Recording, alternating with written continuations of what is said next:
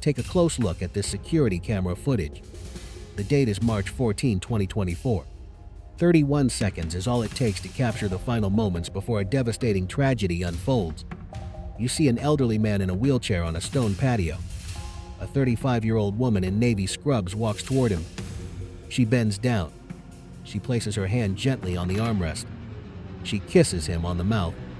It is a tender and genuine kiss lasting exactly 4 seconds. She smiles. She turns his wheelchair around. She pushes him back into the house. What you are witnessing is not a goodbye between a caregiver and a patient. It is a profound secret romance. Yet within 12 minutes of walking out of this frame, she will vanish from the face of the earth. The most chilling part is coming next. The people orchestrating her disappearance are not random predators lurking in the shadows. They are the very flesh and blood of the man she just kissed. 3 years prior, 79-year-old William Hargrove survived a horrific collision. A truck T-boned his car. The crash shattered his vertebrae.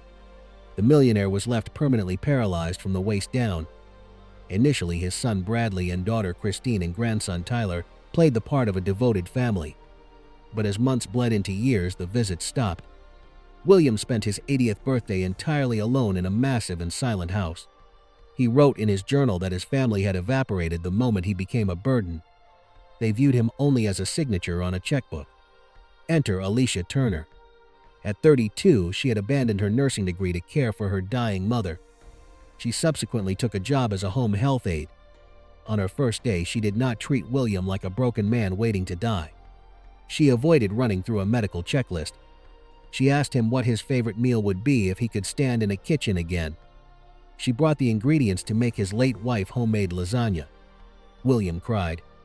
Over jazz records and poetry, a profound and unconventional love blossomed between the paralyzed octogenarian and his aide. They kept their relationship strictly hidden. But secrets never last. After 8 months of silence, his son Bradley showed up unannounced. He desperately needed an early inheritance payout. He did not find a sick old man. He walked in on his father and Alicia holding hands. Furious accusations flew. The confrontation ended with William throwing his son out. William realized his family was ruthless. He immediately called his attorney to disinherit his children. He left his $2.5 million estate to Alicia. It was a legally binding plan to protect the woman he loved. But William made one fatal miscalculation. He had no idea his trusted attorney assistant was best friends with his daughter. By nightfall, a frantic phone call would set a brutal murder-for-hire plot into motion. March 8th. The illicit phone call from the attorney's assistant sends an absolute shockwave through the Hargrove family. Christine immediately dials her older brother, Bradley. Within hours, Bradley, Christine, and the grandson, Tyler, convene an emergency meeting in a dimly lit living room. Panic quickly morphs into a cold, calculating fury. Bradley initially suggests challenging their father's mental competency, but their previous legal consultations had already confirmed the bitter truth: William was completely lucid. A prolonged court battle over the will would drain the estate and take years they did not want to wait. A heavy silence falls over the room until Bradley drops his voice, pointing out a grim, terrifying legal loophole. If Alicia Turner is simply no longer around to collect the inheritance before their father passes away, the bequest becomes entirely invalid. The money would automatically revert back to the blood relatives. They aren't just discussing legal strategy anymore, they are crossing the irreversible line into premeditated murder. Tyler, the 29-year-old grandson with deep military connections, knows exactly who to call. On March 10th, phone records show a brief, chilling 8-minute conversation between Tyler and Vincent Cross, an ex-Marine with a dishonorable discharge and a violent history. Vincent brings in a trusted associate, Raoni Silva. Both men have handled human problems before. The price for Alicia's life is set at a staggering $50,000.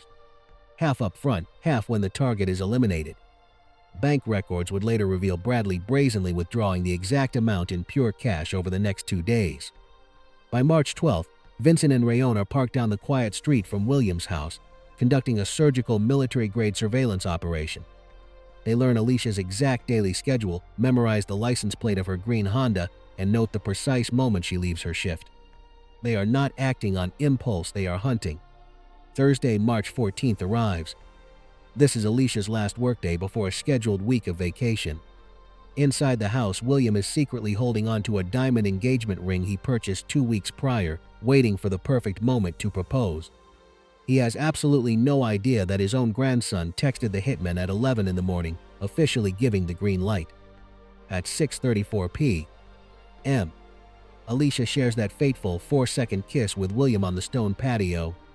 She gathers her belongings and walks to her car at 6:47 p.m., completely oblivious to the ruthless killers waiting just 3 blocks away.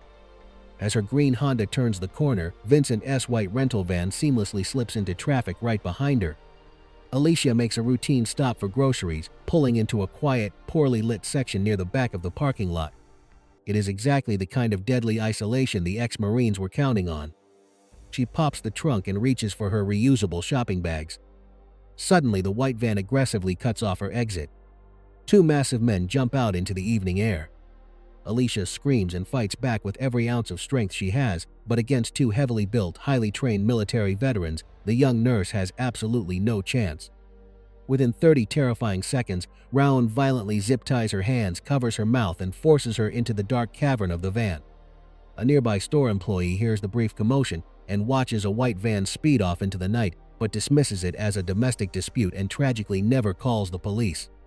For 40 agonizing minutes, Alicia's car sits in the empty lot with the doors wide open, her purse abandoned on the cold asphalt. By the time security finally notices and dials 911, Alicia is already trapped inside Unit 4B of an abandoned riverside warehouse, staring directly into the dead eyes of her executioner. Inside the suffocating darkness of Unit 4B, the air is thick with dust and the smell of rot. The warehouse hasn't been operational in over 3 years. There are no security cameras, no passing cars, and absolutely no witnesses. Vincent and Rowan drag Alicia into a small windowless back room and throw her violently onto the concrete floor. Her hands are bound tightly behind her back with industrial zip ties. But what investigators would later call the absolute coldest detail of this entire nightmare is what happens next. Vincent doesn't end her life immediately. He kneels down, looking directly into the terrified eyes of the helpless nurse, and calmly tells her exactly why she is about to die. He explains that it isn't personal, it is strictly business. He tells her that she was simply in the way of a $2.5 million inheritance, and that the very family of the man she loves paid $50,000 to permanently erase her from existence. Around 7:45 p.m., exactly 47 minutes after she was snatched from the parking lot, Vincent Cross wraps a ligature around Alicia Turner's neck and strangles her to death. After 3 agonizing minutes of struggling, she stops moving entirely. The killers leave her lifeless body on the cold floor, snap a heavy padlock onto the outside door, and drive away into the night. 2 hours later, under the flickering amber lights of a desolate highway rest stop 40 miles out of town, Tyler Hargrove waits in his vehicle. The white van pulls up. Tyler steps out and hands Vincent a dark duffel bag containing the second installment of $25,000 in untraceable cash. Tyler looks at the ex-Marine and asks a single question, "Is it done?" Vincent nods, assuring him there are 0 loose ends. Tyler gets back into his car, drives home, tells his wife his business dinner simply ran late, and goes to sleep. He rests perfectly fine, secure in the knowledge that he just purchased a human life. Meanwhile, the police are already swarming the grocery store parking lot. Finding Alicia's unlocked car, the open trunk, and her purse scattered on the asphalt, they immediately issue an abduction alert. At 9:30 p.m., a detective arrives at the Hargrove mansion. William is already panicked, sitting in his wheelchair by the window, wondering why Alicia missed their evening call. When the detective delivers the news of the violent abduction, William's entire world collapses. But grief instantly turns into a desperate rage. He holds nothing back. He exposes everything to the police: the secret romance, the furious confrontations, the changed will, and his family's terrifying greed. The motive is instantly laid bare. The very next morning, detectives pull Bradley, Christine, and Tyler into the station for intense interrogation. The siblings and the grandson put on an award-winning performance of shock and denial. And unfortunately for the detectives, their alibis are absolutely bulletproof. Bradley's wife swears he was home all evening. Christine's corporate coworkers confirm she didn't leave the office until 8. Tyler produces time-stamped receipts from his alibi business dinner. With no physical evidence, no ransom demands, and no body, the police hands are tied. They are forced to let the family walk out the front door as free citizens. 11 agonizing days pass. The trail goes completely cold.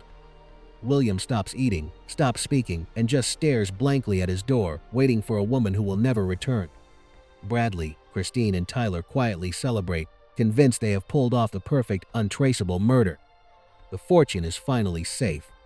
But the illusion of their brilliant crime shatters on the morning of March 25th at 6:47 a.m. The Maplewood Police Department dispatcher answers an anonymous phone call. A distorted, calm male voice speaks a single chilling sentence: Riverside Warehouse, Unit 4B. There's a body. Before the dispatcher can trace it, the line goes dead. Within 30 minutes of the anonymous call, a tactical police unit swarms the rusted gates of the Riverside Warehouse. Detectives locate Unit 4B and use heavy bolt cutters to snap the thick padlock right off the reinforced steel door. As the heavy door creaks open, the grim reality hits them. Lying on the cold concrete floor with her hands still tightly bound by industrial plastic zip ties is Alicia Turner. She has been dead for 11 days. Crime scene investigators meticulously process the room, swabbing the zip ties for touch DNA and dusting the heavy iron doorframe for partial fingerprints. But the absolute biggest breakthrough does not come from a microscopic fiber or a stray drop of blood. It comes from a simple routine check of county property tax records. Who actually owns this abandoned, decaying structure?